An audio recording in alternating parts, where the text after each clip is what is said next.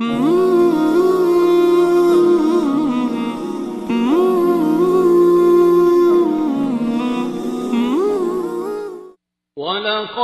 يسرنا القرآن للذكر فهل من مدکر. و به راستی که قرآن را برای پند گرفتن آسان نمودیم، پس آیا پند پذیری هست؟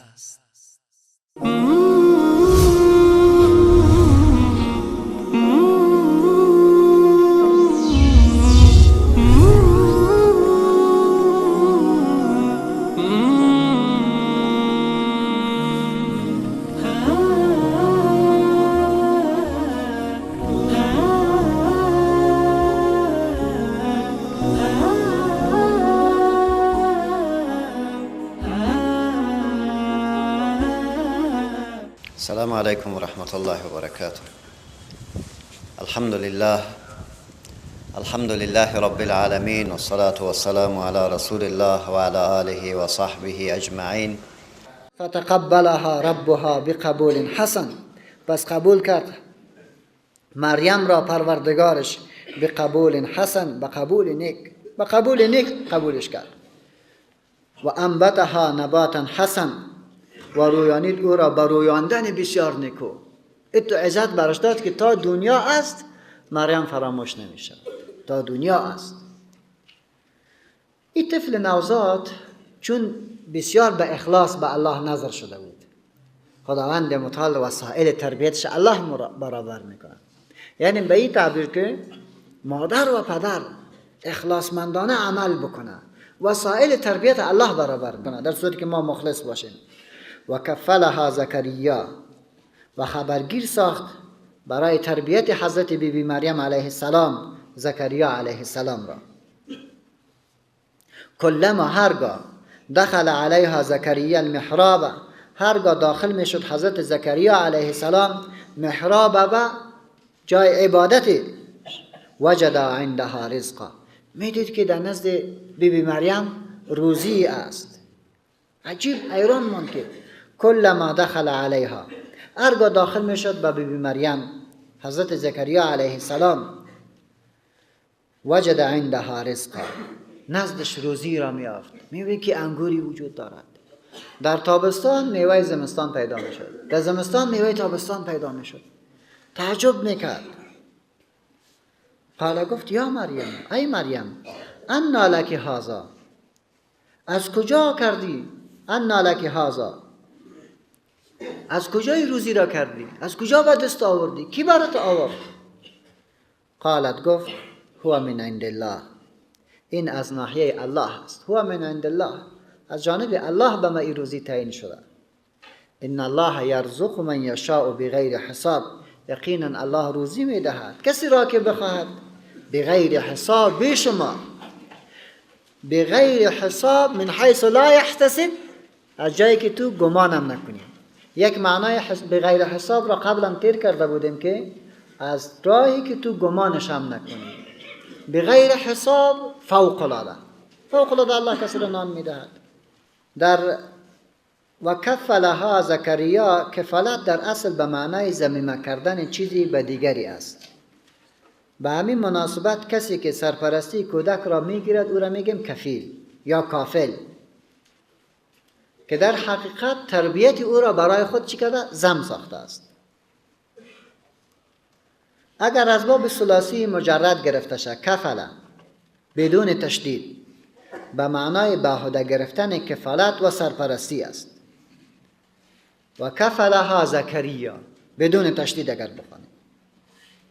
و هنگامی که به صورت ثلاثی مزید خوانده شود به تشدید، و کفلها به تشدید، به معنای انتخاب وکیل برای دیگری است.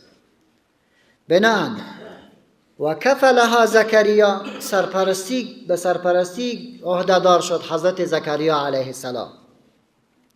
و اگر به تشدید بخوانین و کفلها زکریا، الله جل جلاله انتخاب کرد حضرت زکریا علیه السلام را به کفالت حضرت بیبی مریم. این موضوع را هم قرآن کریم پسانتر تذکر میدهد. در اوجا بازبیخی تفصیلی میاره که وقتی که این نوزاد داخل معبد شد، هر کس خواست که افتخار بگیرد، هر کسی را خواست و به اساس از این خواست که از این طریق به اصلاح یک وسیله معیشتی و دزدی کردن پول خوب دیگه هم پیدا شد و خداوند متعال در حق مردمای مسئول از او معبد حضرت زکریا علیه السلام را چی کرد؟ انتخاب کرد. به همون اساس قرعه کشی که صورت گرفت، کفالت را کرد. کلما دخل علیها، هرگاه داخل می شد زکریا المحراب، از حضرت زکریا علیه السلام به محراب او، یعنی به مسجد او، به اتاق از او. محراب را در حقیقت به معنای معبد است، در معنای جای سجده است و به یک تعبیر اگر بگیریم جای حرب، جای جنگ. در ابتدای اسلام مساجد به رقم محرابا که حال ما داریم نداشت، فقط امام در وسط ایستاده می شد.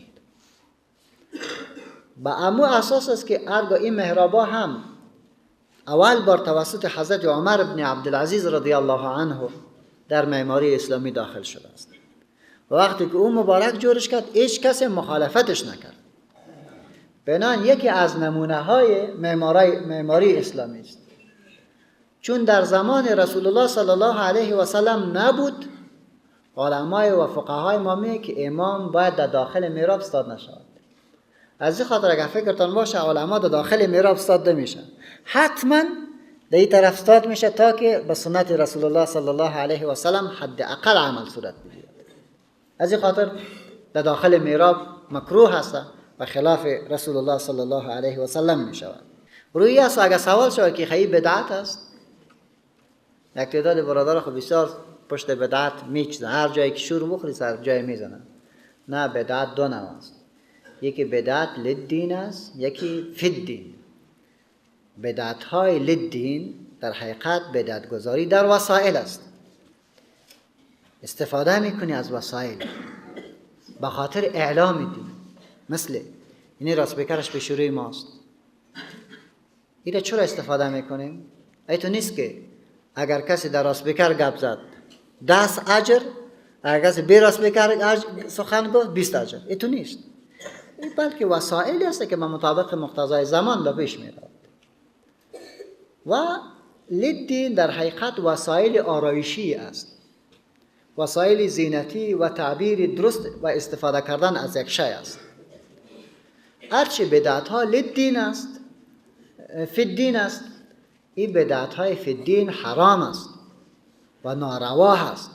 کل بدعت دلاله امی است. من عمل عملا لیس علیه امرنا فهو رد امی است. چرا؟ تو یک عملی را بکنی که به واسطه از او ثواب و عقاب را تثبیت بکن که رسول الله صلی الله علیه و سلم نکرده است. عبادت ها را جور بکنی که رسول الله نکرده است. این بدعت است. این دیگه این آقای بدعت فی الدین میشه، یعنی چیز نو را در دین مگذاری، چیز نو را در بدعت ها را در عبادت مگذاری. مثل دول و سرنه، این رقص مولاناست، نه؟ این کلش بدعت هاست. از جان خود جور میکنه، دول و سرنه جور میزنه به نام دین. هرگاه که حضرت زکریا علیه السلام داخل میشد به معبد او، به جای سجده او، وجد عندها رزقا، میافت نزد حضرت بیبی مریم رزق را. رزق میافت، میوه را گاهی میافت، گاهی طعام میافت. قال گفت یا مریم انا لک هذا، تشویش گرفت که مسئول خود من هستم، در اتاق تو خود دیگه کس نمیاد، خیلی از کجا کردی؟ قالت هو من عند الله، از جانب الله است، از نزد الله است.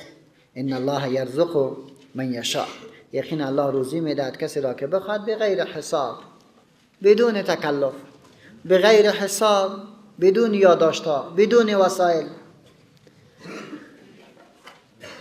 زکریا علیه السلام کی حالت دید؟ در چارت شد که خدای این فرزند و اصلا سالهای قبل از عمرش متوجه نبود، سخت در عبادت مصروف بود.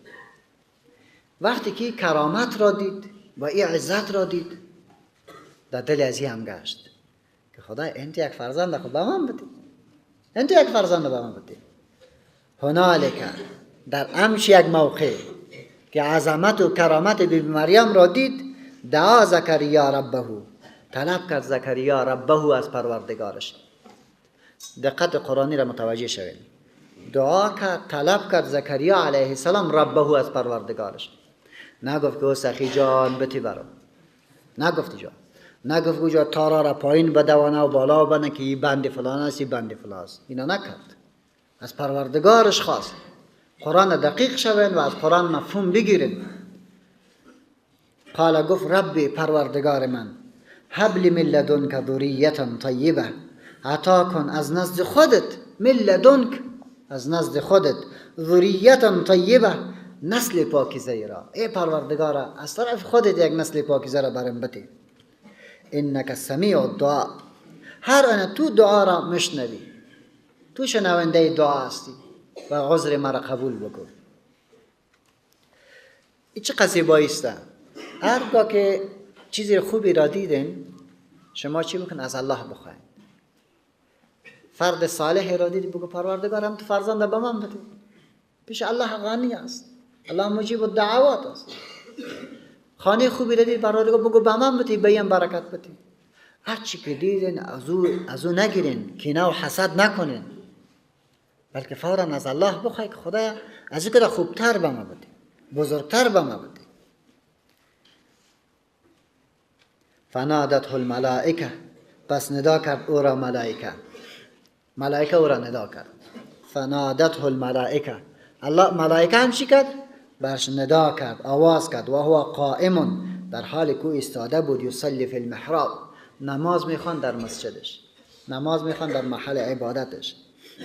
ان الله یبشرک، الله مژده میدهد تو را. ان الله یبشرک، بیشک الله مژده میدهد تو را، بیحیی، به حضرت یحیی علیه السلام، مصدقا، باشد تصدیق کننده، باشد تصدیق کننده تمام روند قبلی انبیاء علیهم السلام را تصدیق کننده باشد، مبتدع نیست، تصدیق کننده است. بکلمت من الله، تصدیق کننده کلمه خدا را که حضرت عیسی علیه السلام است یک تعبیر، یا بکلمت من الله تصدیق کننده است کلمه الله را که لا اله الا الله است. اما کلمه را به مردم تصدیق میکنند. و سیدا، و رهبر باشد، آقا باشد، پیشتاز باشد، قائد باشد. و حصورا، و از هوسهای سرکش برکنار. و نبی من الصالحین، و پیامبری از صالحان. الله اکبر. چه دعای نیک کرد و الله چه جواب عجیبی برش داد. الله به تو مژده میدهد به یحیی. یحیی کلمه عبری است، اصل امی است. اگرچه علما بسیار کلمه های عناوین دیگه برش گفتن، ولی ما وقتی که تاریخ مطالعه میکنیم اینها عرب نبودن. وقتی که عرب نبودن کلمات خودشون خودش تفسیر بکنن. یحیی کلمه عبری است به معنای نعمت رب، بهترین نعمت از طرف پروردگار. الله به تو مژده میدهد به یحیی، به بهترین نعمتی از طرف خودش. این تو نعمتی که تصدیق کننده است تمام ارزش‌های قبلی انبیا را. به کلمت من الله، کلمه خدا را که حضرت عیسی علیه السلام است، او که او را تایید میکنه و مردم به ایمان بیارید، که تصدیق میکنه کلمه توحید لا اله الا الله را. و سیدا، و آقا و رهبر است، قائد است. و حصورا، و از هوس‌های شرکس برکنار. و نبی من الصالحین، و پیامبری از جمله صالحان است. حضرت زکریا علیه السلام از خوشی دیگه نمی‌کنجد، نمی‌تونه که تعبیر بکنه. و یگان بار اگه فکرتان باشه یک چیزی که دوست داشته باشید میخوای که زیاد صحبت بکنی، به اصطلاح مجلس دراز بکنی، مثل حضرت موسی علیه السلام را که الله جل جلاله امرای سخن گفت که در دست چیست، چون سخنان الله و کلمات الله بسیار بر زیبا بود. در دست چیست موسی؟ و هی عصای ماست. کفایت نکرد و میخواد با خدای صحبت بکنه. هی عصای اتوکا علیه و احش بها علی غنمی ولی فیها معارب اخرى. زیاد کردن میرود دیگه. چرا زیاد میکنه؟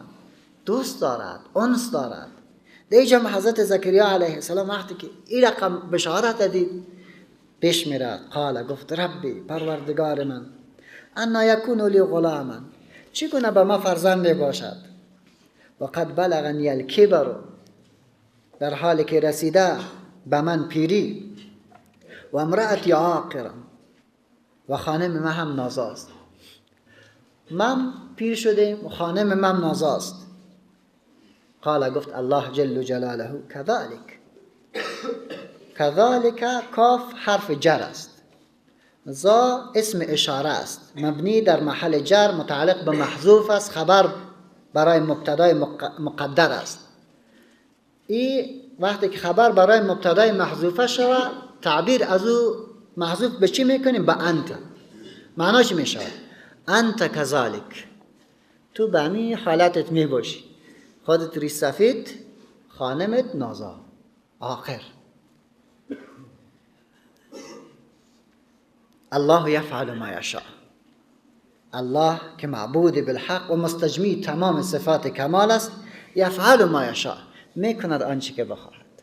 الله میکند آنچه که بخواهد، با بودن ریش سفیدید، با بودنی که خانمت نازاست، الله برات فرزند میدهد و این پیش الله هیچ سختی ندارد، پیش الله هیچ سختی ندارد. بسیار زیباست. انت کذالک، به همین حالتت میباشی، یعنی تو نمیشه که تو جوان شی، تو نمیشه که خانمت جوان شد، در همین حالت پیری برتان الله فرزند میده. انسش بیشتر شده میرود با وحی الهی. قال گفت رب جعل لی آیه، پروردگارا تعیین کن برایم یک نشانی را تا که وسیله اطمینان قلبم شود. قال گفت الله جل جلاله آیتک، نشانی برای وجود فرزندت، الا تکلم الناس ثلاثه ایام، اینکه سخن نتوانی گفت با مردم ثلاثه ایام، 3 روز، الا رمزا، مگر به اشاره. یعنی تو میتونی به سرت اشاره بکنی، به دستت اشاره کرده میتونی، شل و شط نمیشی، گزن تو رو نمیزند، هم اعضای وجودت سالم است و زبانت به سخن با مردم خلاص نمیشود. و عجیب است که واذکر ربک کثیرا، این زبانت به حمد و ستایش همیشه خلاص میشه. سبحان الله، الحمدلله، الله اکبر، نیایش زبان جاری میکند. خود زبان به گپ دنیا خلاص نمیشه. این نشانی بزرگه. شما میبینید که الله جل جلاله چقدر عظیم ذاتی است. همین شور میخوری یک چیز ورد میده، اما که خدا نشانی میشه تو ات نشانی برش میده که خودش معجزه است. گپ دنیا رو گفته نمیتونی، گپ آخرت گفته میتونی. واذکر ربک کثیرا، یاد بکن پروردگار زیاد، زیاد پروردگار تا یاد بکن.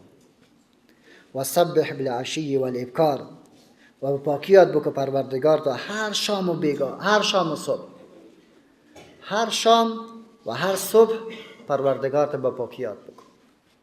بهترین وقتی است در معارف اسلامی، 2 وقت به نام فضای تقدیری یاد می شود، بعد از نماز صبح تا به طلوع آفتاب، بعد از نماز دیگر تا به غروب. این 2 وقت ها بسیار زیاد قیمتی است. یعنی مسلمان در همین 2 وقت باید به الله وقت بده. نماز صبح که خواندین یا به جای خواب نکنین، بروین ذکر الله بکنین، تلاوت قرآن بکنین، استغفار بکنین، چند دقیقه بشینین، این فایده ایتان است. نماز دیگر که خواندین فوراً بیرون نبرین، یک چند لحظه بشین، وعده معصور تا خلاص بکن، یک ورق قرآن تلاوت بکن، باز بخی بیرون.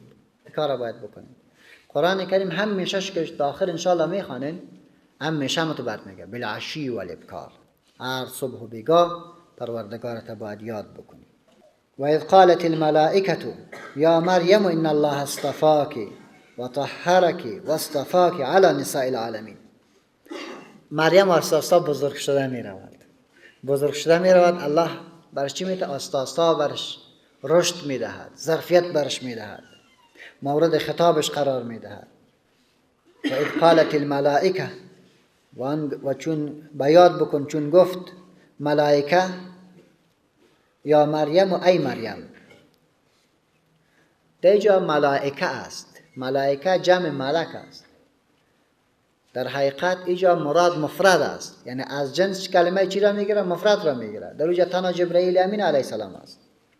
یا مریم و ای مریم ان الله اصطفاکی، هر آن الله برگزیده تو را به بندگیش. ان الله اصطفاکی، الله تو را انتخاب کرده، برگزیده تو را به چی؟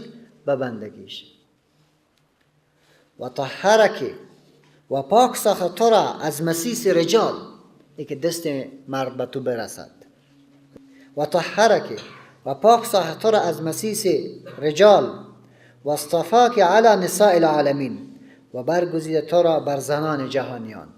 بر زنان عالم تو را چی کرده؟ انتخاب کرده و برگزیده است تو را. وقتی که چنین کار الله با تو کرد، تو را الله برگزید به بندگی، تو را از مسیس رجال پاک ساخت، تو را بر زنان عالم برتری داد، بدان شکر نمیکشی؟ یا مریم، ای مریم، اقنتی لربک، فرمان برداری کن پروردگار خود را به هر حکمی که برات میشه. اقنتی لربک، به پروردگارت فرمان برداری بکن، چیزی که خدا به او راضی میشد همون کارا میکنه. اقنتی لربک واسجدی، و سجده بکن، و ارکعی مع الراکعین، و رکوع بکن با رکوع کنندگان. خدا از پیش جهاد خواست، باز نگو که والا نمیشه، برو. خدا از پیش جانت خواست، بتش. فرزندت خواست، بتش. هر چی که الله برات کرد همون کارا بکن، تو نکن، چون کل خود تابع فرمان میکنی. به ابراهیم میگه بچت بکش، نمیگه بچم چطور بکشه، این خلاف معقول است، عقلی را تقاضا نمیکنه. نه، کارا بکن. اینجا هم برش میگه که ببین اق کار خدا با تو کرده، اول تسلیم شو دیگه. ای فنا فلا که ما تو گفتم می با فنا فلای ریشخندا و دکاندارا دیگه تعبیر میکنن. دکاندارا رو تعبیر میکنه که من فنا فلا شدم، یعنی که نماز نمیخونم. صحیح شده؟ دکاندارا که تعبیر میکنه فنا فلا یعنی که من نماز چون نمیخونم، اصلا در مکه میخونم. احمق کده گفت در مکه میخونم، درست چرا میگی؟ نماز نمیخونه، ذکر خدا را نمیکنه، تمام روز خرافات شروع کرده. با چی میگم؟ ما خدا عفو کرده. وقتی که نماز اصلی بیای، نماز دیگه دنیای واقع میشود، محو میشود. لا حول ولا قوة الا بالله. در حالی که جمعی اقنتی لربک، کاملا فرمان برداری کو پروردگار خود را، واسجدی و سجده بکو برش، و ارکعی مع الراکعین، و نماز بگذار با نماز کنندگان. صوفی که در مسجد نمیه بدبخت است، میفهمین؟ در مسجد چرا نمیخونی؟ والا صاحب چطور میشه؟ برای خود دیگه بانه طرف اصلا خدا اینا را رانده است. خدا که کسی را برانه از مسجد دورش میکنه. این دلیل بر نفرین از این انسان است، به تبعیدش از رحمت خدا هست که کت مسجد دشمنی بگیره و کار مسجد در خانه شروع کنه. جماعت نی، نماز نی، چرس بزن خیلی به خدا نزدیک شد. و ارکعی مع الراکعین، ذالک من انباء الغیب. حالی بر ما شما پس به تصدیق رسالت میاد. قرآن روانده که پیش میکنه، پس به هدف اصلی را گم نمیکنه، به هدف اصلی تو را فرا میخواند. مراد از داستان چی بود؟ ذالک من انباء الغیب نوحیه الیک، این از خبرهای غیب است، وحی کردم آن را به سوی تو ای محمد. در حقیقت به ما چی میگه؟ میگه ممکن است یک نفری که در زندگی چیزی را نخوانده است، مراحل تربیتی که برای یک انسان ضروری است او را پیغمبر تعیین نکرده است. ما وقتی که میگم فلانه رهبر است، وجوه تربیتیش موجود است. یگان بار پدرش است، فرزند دقیق تربیه میکنه، به اساس تربیت فرزند بلند میشود بچه، رهبری میکنه. یگان بار پوهنتون است، مکتب است، لیسه است، یارا میخونه، باز یک بچه یک چیز رو یاد میگیره، بیرون میبره، رهبری میکنه. یگان بار محیط است، خود محیط تربیت میکنه انسان. بر رسول الله صلی الله علیه و سلم هیچ کدامش نبود. پدرم رفت، پدر کلانم رفت، مادرم رفت. برای رسول الله صلی الله علیه و کدام مکتبی نبود، کدام پوهنتونی نبود، کدام شادنامه نگرفت، بلکه در دشت میرفت چوپانی کرد.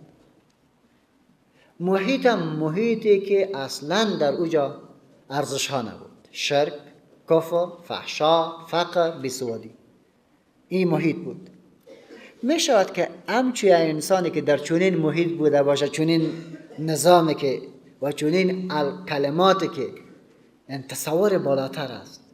قرآن وقت انسان خوب درک میکنه که زیربنای علمی قوی داشته باشه، باز خودم محو میکنی، نمیفهمی که خدا چه تعبیرای رساست. از این خاطر به ما تو حکم میکن ذالک من انباء الغیب. ببین که کل سخنان غیب است، ایرا محمد از جان خود جور نکرده. نوحیه الیک، وحی کردم آن را بسوی تو، ایرا تو از خود نگفتی. و ما کنت لدیهم، و تو نبودی حضور آنها، حضورشان ها نبودی. اذ یلقون اقلامهم، به هنگامی که می انداختن قلمهای خود را. شما ببینید قرآن چی میگه؟ یک جای حذف کرد بس به خاطر ازی که ما شما را ملتفت به داستان بکنه. تو خوجا نبودی ای محمد. هنگامی که با هم درگیر شدن، یکی میگه که من سرپرستی میکنم، دیگهش میگه من سرپرستی میکنم، این گپا که بلند شد تو جا نبودی.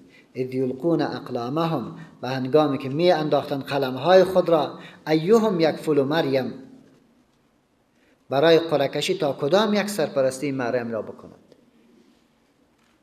و ما کنت لدیهم، و نبودی نزدیک ایشان. از یختصمون، آنگاه که به خاطر افتخار سرپرستی مریم با هم گفتگو داشتن و مخاصمه داشتن. اوجا خود تو نبودی. یک چیزی نو را داد، این داستان هم باز جای داد، اما از طرف دیگر ملتفت کرد که کل داستان وحی الهی است. اذ قالت الملائکه، یاد بکن آنگاه که گفت ملائکه یا مریم و ای مریم، حضرت بی مریم کلام شد. ان الله یبشرک، الله مژده میدهد تو را. بکلمت، به کلمه از جانب خودش، بکلمت منه، به کلمه از جانب خودش. اسمه، که نام او، المسیح عیسی ابن مریم، مسیح است عیسی پسر مریم. وجیها فی الدنیا، وجیها صفت مشبه است. وجیها فی الدنیا، در حالی که در دنیا و الاخره و در آخرت صاحب شخصیت است. وجیها فی الدنیا و الاخره، در دنیا و آخرت صاحب شخصیت است. و من المقربین، و از مقربان درگاه الهی است. اول برش میگه ای مریم الله تو را مژده میدهد. به کلمت منه، به کلمه از جانب خودش. کلمه را در قرآن قبلا تیر کردیم که چندین معانی میداد. یک معنایش چی میگه؟ مخلوق فوق العاده. به کلمت منه، به یک مخلوق فوق العاده. اسمه، که نام او، المسیح، مسیح است. مسیح لفظ عبری است به معنای مبارک. نام از او مبارک است. المسیح نام از او مبارک است. ما قبلا هم تذکر دادم که کلمات غیر عربی را به غیر عربی ترجمه کنیم بهتر است نسبت که به عربی بگردانیم. بعض علما و مفسرین نوشته میکنن که نامش مسیح است به خاطر که سر هرچی که دست میزد او زنده میشد، از این خاطر مسیحی برش میگن. ولی نه، این کلمه در خود عبری معنا دارد. در عبری به معنای چی است؟ مبارک. اینجا اسمه المسیح، نام از او مبارک است. عیسی پسر مریم، عیسی پسر مریم. عیسی علیه السلام در این شک نیست که در رابطه با عیسی هم تعبیرات علما کردن. عیسی به کلمه یاد شده که به معنای تولد فوق العاده، یک تعبیر. یا ای که قبل از تولدش خداوند متعال به مادرش بشارت داده و به آفرینش از این بشارت داده. و در عرف قرآن کریم همه ما میبینیم که مرادش خود حضرت عیسی علیه السلام و نام است برای حضرت عیسی علیه السلام، اگر هیچ معانی لغوی را در نظر نگیریم. نام از او مبارک است عیسی پسر مریم. وجیها فی الدنیا، این جواب میدهد تشویش مادرش رفع میکند. وقتی که برش میگه الله به تو فرزند میدهد، در دل شاید آمده باشه که اگر یک باری فرزند به ما داده شود و ما عروسی نکرده باشم، مردم شاید برش بگه که آرامی است، شاید به شخصیت زندگی بکنه. و من نمیخوام که یک فرزند بی شخصیت داشته باشم. الله میگه نه، وجیها فی الدنیا و الاخره، با شخصیت است در دنیا و آخرت. و من المقربین، و از مقربان درگاه الهی است. این را خب بگذار نمونه از شخصیتش. و یکلم الناس فی المهد، و سخن گوید با مردم در گهواره. در آغوشت است و سخن میگوید. و کهلا، ایتام نمیشه که در طفولیت سخن بگوید. مانند بعضی از نوابغ در خورتی خوب هستن که کلام میشه خراب میشه، ایتو نیست. و کهلا، در کلانسالی هم با مردم سخن میگوید و مردم را به دین دعوت میکند. و من الصالحین، و باشد از جمله نیکوکاران، از جمله نیکوکاران میباشد. حضرت بیبی مریم حیران میمونه که چی رقم شد. قالت، گفت ربی پروردگار من، انا یکون لی ولد، چگونه باشد برای من فرزند، ولم یمسسنی بشر، و دست نرسانیده به من هیچ بشری. به من هیچ بشری دست نرسانیده، یعنی عروسی نکردم، زنام نکردم، یعنی فرزند از کجا شود؟ قال، گفت الله کذالک انت کذالک، تو به همین حالت می باشی، عروسی نمی کنی، بشر به تو دست نمی زند. الله یخلق ما یشاء، الله پیدا میکن طوری که خواسته باشد. الله پیدا میکن طوری که خواسته باشد.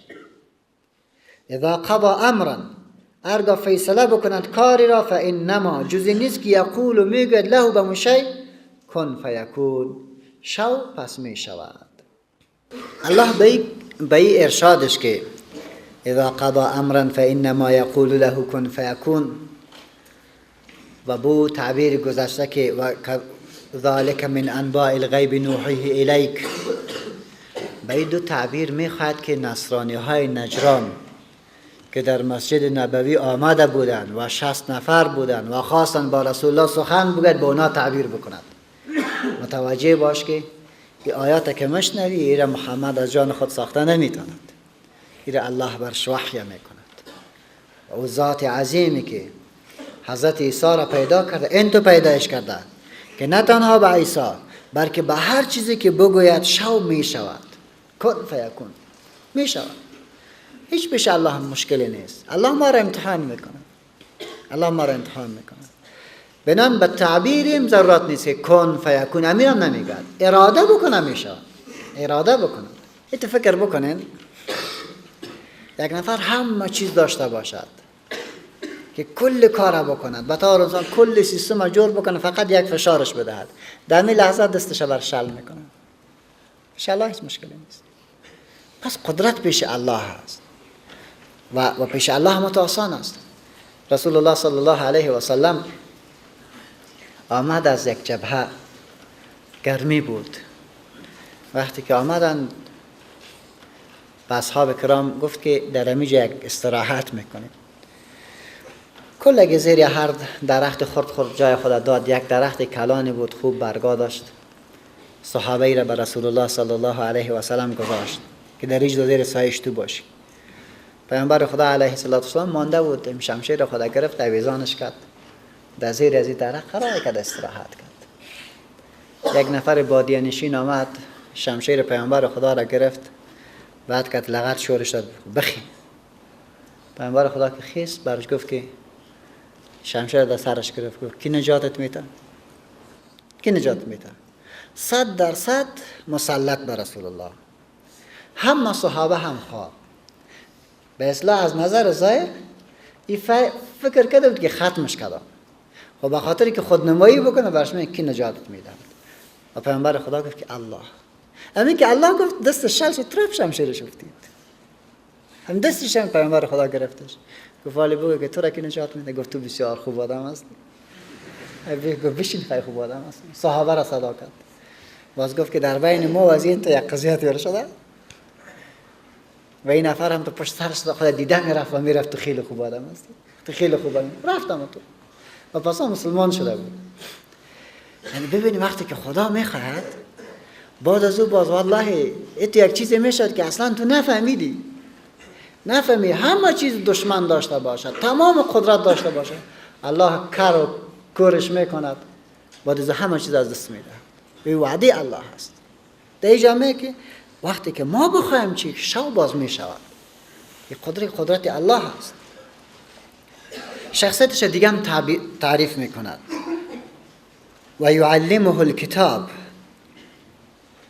و بشارت داد او را که آموزد او را کتاب، و الحکمه، و دانش بعد از قرآن، و الحکمه دانش، و الحکمه سنت رسول الله، و التورات و الانجیل، و تورات و انجیل. چقدر شخصیت بلندی است. و یعلمه الکتاب، الله علم قرآن هم برش میدهد. سنت رسول الله علمش هم دارد. تورات و انجیل را هم الله برش میدهد. پس شما فکر بکن چی این عجیب فوق العاده انسان است. او ادیان گذشته هم بلد میشود و قرآن هم بلد میشود و سنت رسول الله هم بلد میشود. اللهم اغفر لنا ذنوبنا وإسرافنا في أمرنا وثبت أقدامنا وانصرنا على القوم الكافرين وصلى اللهم صل وسلم وبارك على محمد وعلى آله وصحبه أجمعين.